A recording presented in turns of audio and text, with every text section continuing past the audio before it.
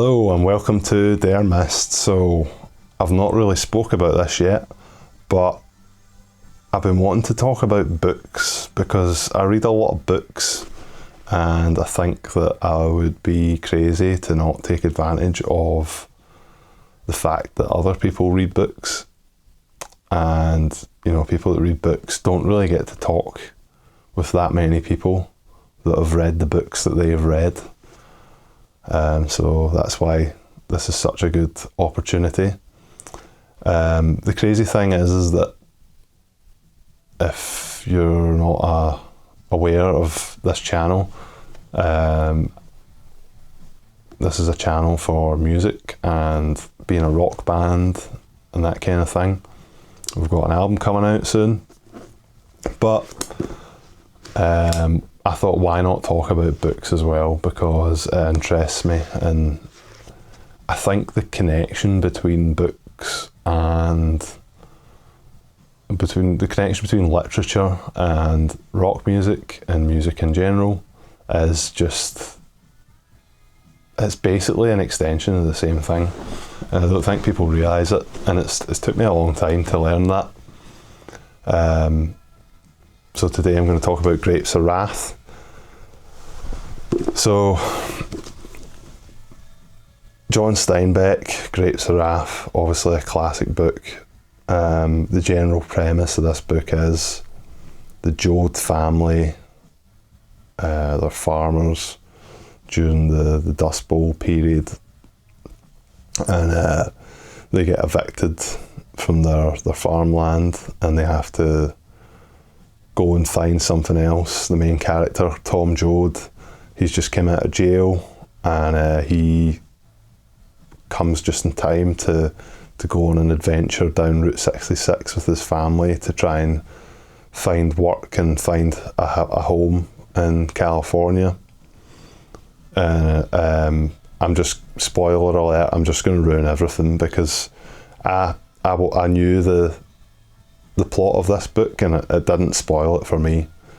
So yeah, you can switch off if you're not wanting to ruin what's going to happen. But yeah, basically the family, as they travel to America, to California, as they go along, things just keep getting worse and worse, and eventually, you know, they realise that there's camps and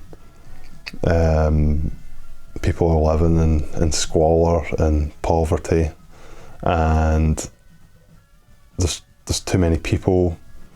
There's people that are starving, that are willing to do anything to feed their family. And I think the thing about Steinbeck is that he's a man of the people, and he's very honest, and his language reflects that as well. His language is very straightforward. He embraces the kind of slang, colloquialisms that were spoke at the time. And I think because American movies and American culture have become so big around the world, it's easy to just sink into the dialogue in this book, and the characters really are great. The way the book's formatted, it's like an A-B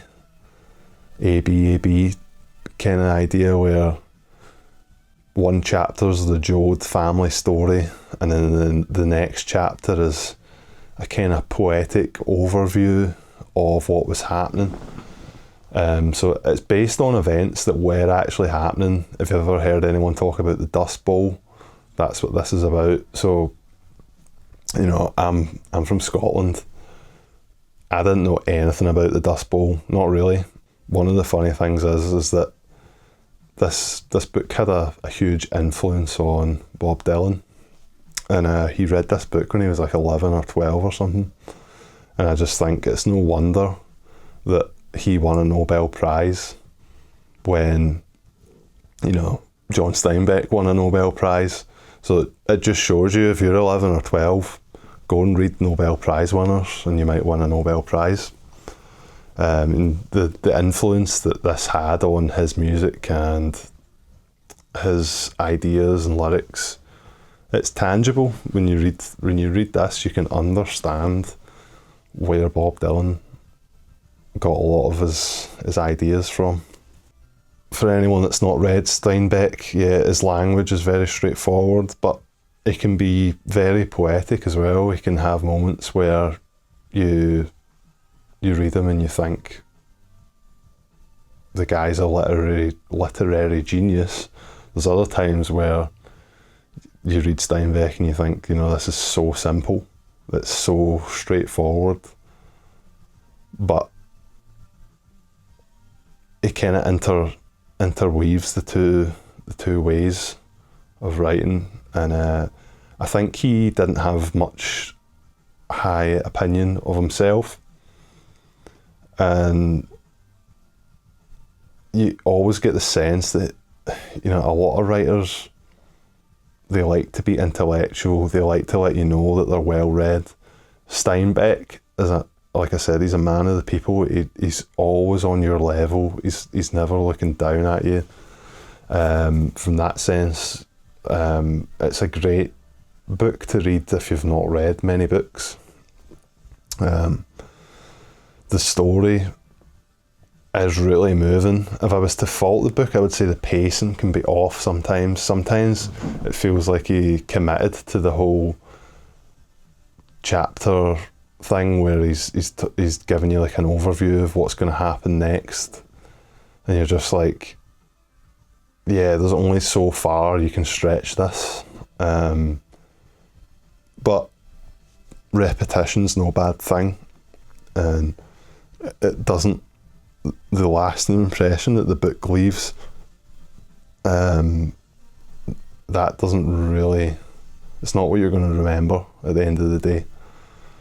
As the book goes on and the stakes are constantly getting raised and things are constantly getting harder for the Jode family, and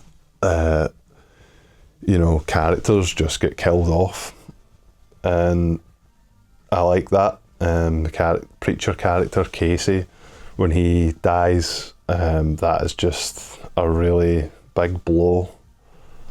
Or it was to me when I read that. I really liked the character of Casey. And then you see how Tom Jode, the main character, really takes up where Casey left off and the impact that it has on him. All the characters of the family, if you want to feel like you're on a family trip, this book captures that really, really well. The Ma character, the mum of the book, she's a phenomenal mum. It's what you would want as your mum, for sure. She's a great character, very realistic. I liked all the characters in their own way. I thought the grandpa and grandma were really great. The dad, I liked how it kind of subverted the trends at the time, and the dad kind of takes a back seat, and the maternal instincts of the mum kind of overpower the dad, and I think that's something I could really see to be the case. Tom Jode as a main character is just likeable through the whole book, and the way the characters change as well and develops quite interesting. The brother Al, he was quite good. I quite liked how he just wants to go and work on cars and go and earn money and just be an independent adult. So I can really relate to Al. The sister, Rosa Sharn, she is just a kind of whiny character throughout the book, and people say she goes on an arc that she really changes and stuff. She didn't really change for me until the last chapter, and the last chapter of this book really blew me away. And if you get halfway through this book, if you've ever abandoned this book, you've not read it until you've read the last chapter, because I think he wrote this book with that in mind, or at least some ideas behind where he was going to go with it.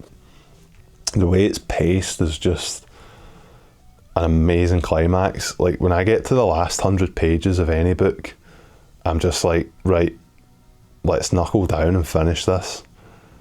And that's what happened with this, but I didn't need to knuckle down. It knuckled me down.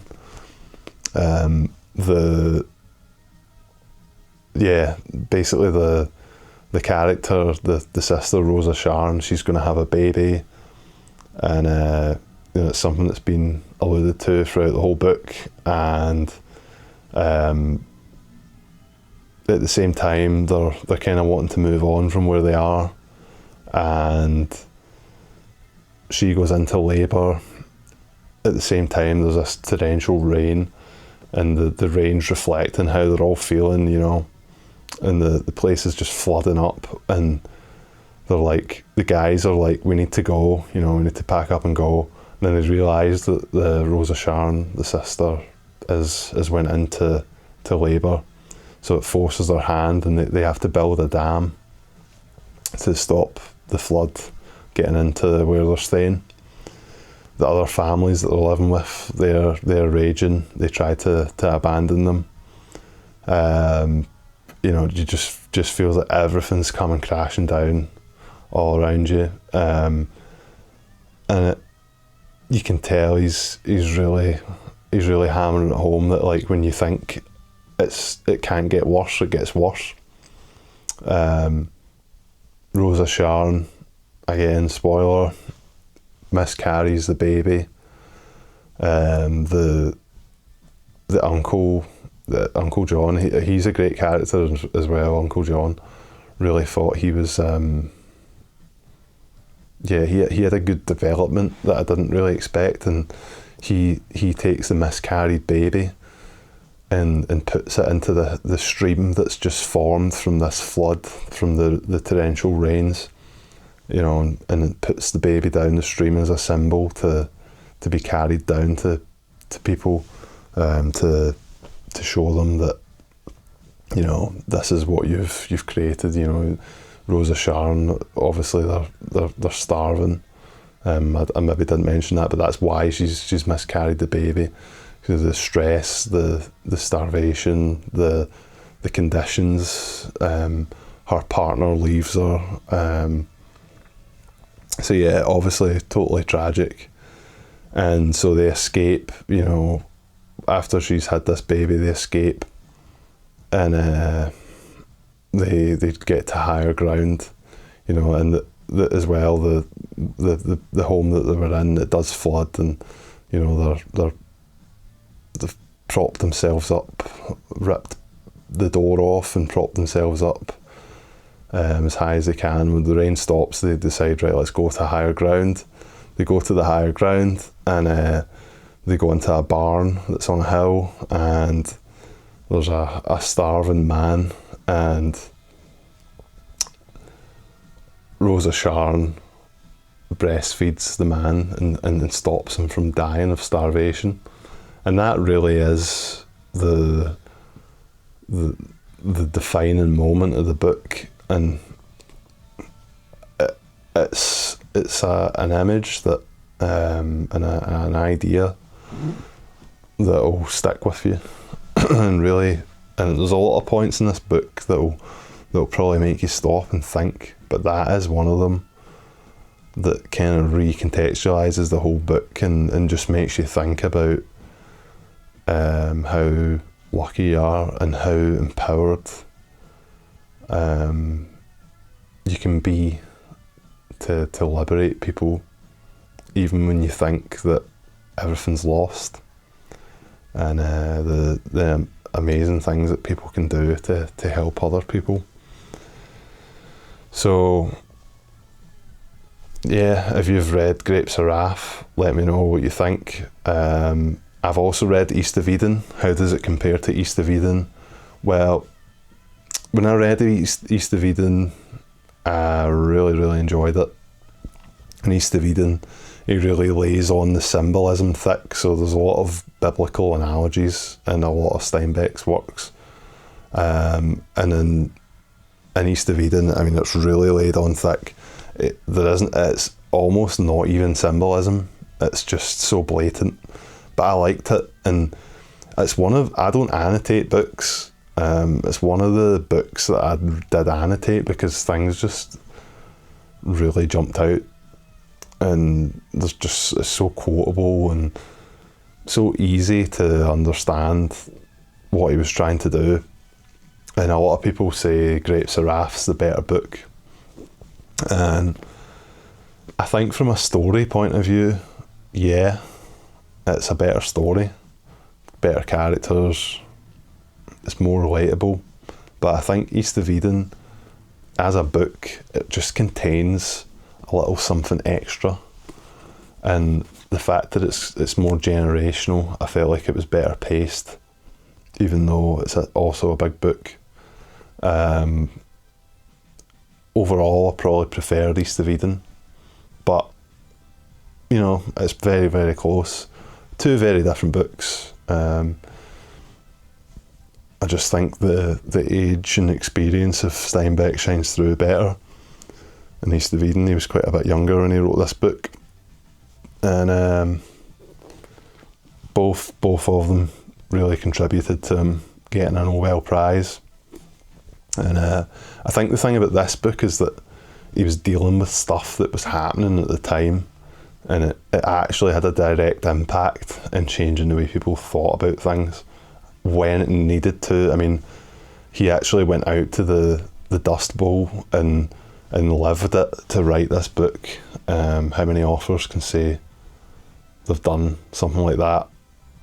It's really amazing. The thing with East of Eden is it's more philosophical. It's more from the mind than from direct experiences. Although, you know, I guess the main thing is it's about him splitting up with his wife. That really comes through in East of Eden. But yeah, both great books. So let us know what you thought of East of Eden if you've read it. If not, have you read anything else by Steinbeck, and do you have any recommendations? That's me read the two big books. I've not read any of the short stories that you wrote or smaller novels. What should I read next? Let me know. Cheers. See you later.